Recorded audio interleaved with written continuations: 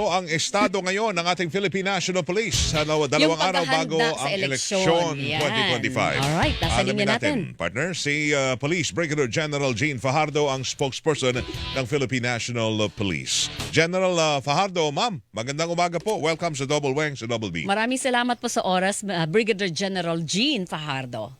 Magandang umaga po, Ma'am Weng, Sir Weng, at sa lahat po ng nanonood na nakikinig sa inyong programa. Magandang umaga po. Ma'am, Thank you. dalawang araw na lang, election na 2025. Anong ang estado ng national peace and order natin in relation to the elections?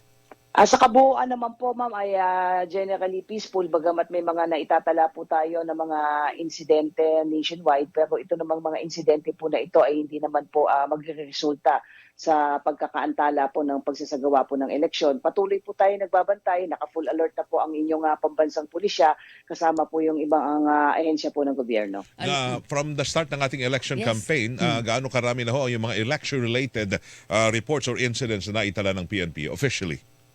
Sa election-related incident po, sir, ay nakapagtala na po tayo ng mahigit 80 po. At yan naman po ay binabantayan po natin. At out of the 80 election-related incidents po ay nasa 40 po yung validated po natin na election-related incidents. Samantalang meron pa po tayong iniimbestigahan po na 17 na suspected election-related incidents at 24 naman po doon ang validated po natin na hindi po election-related incidents. Ayun, so nakapag-rule out na tayo ng mga hindi related sa elections.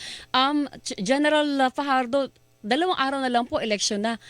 At alam natin na mas mainit na yung sitwasyon, hindi ba? Meron ba kayo na monitor na anumang klase po ng threat o banta sa democratic processes natin?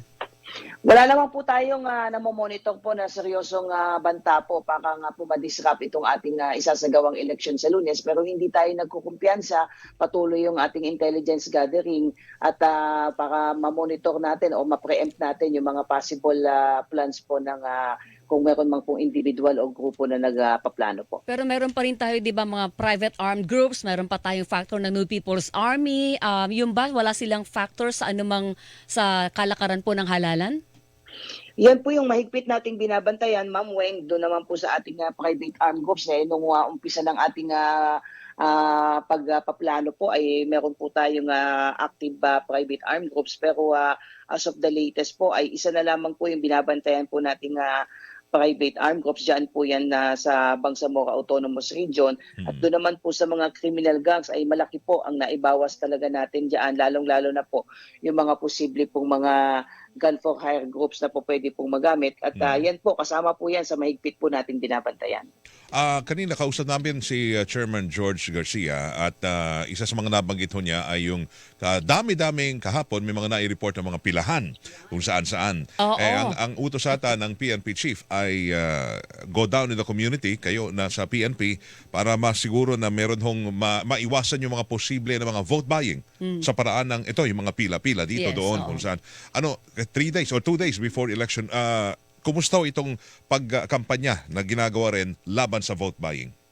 Yan po ang ating isa sa mga focus ngayon na Sir Weng and Ma'am Weng, dahil nga sa kabi-kabila yung reklamo at sumbong sa mga vote buying at vote selling. Kagabi nga po ay sa ating pag-iikot ay talagang may mga sinisita tayo, bakit andun sila, may mga nakapila at dinodokumento natin yon at nire-report natin yon sa ating mga election officer. At yan ay nangyayari nationwide at may mga nasulatan na po ang ating COMELEC na mga show cause order at ang PNP po, ang magiging papel po talaga diyan kapag pa may nire-report ay pinupuntahan natin yan, dinodokumento natin yan para maging ebidensya kung sakasakaling magpo-prosper po yung kaso. Ang pinihilingan, walang pinoprotekta.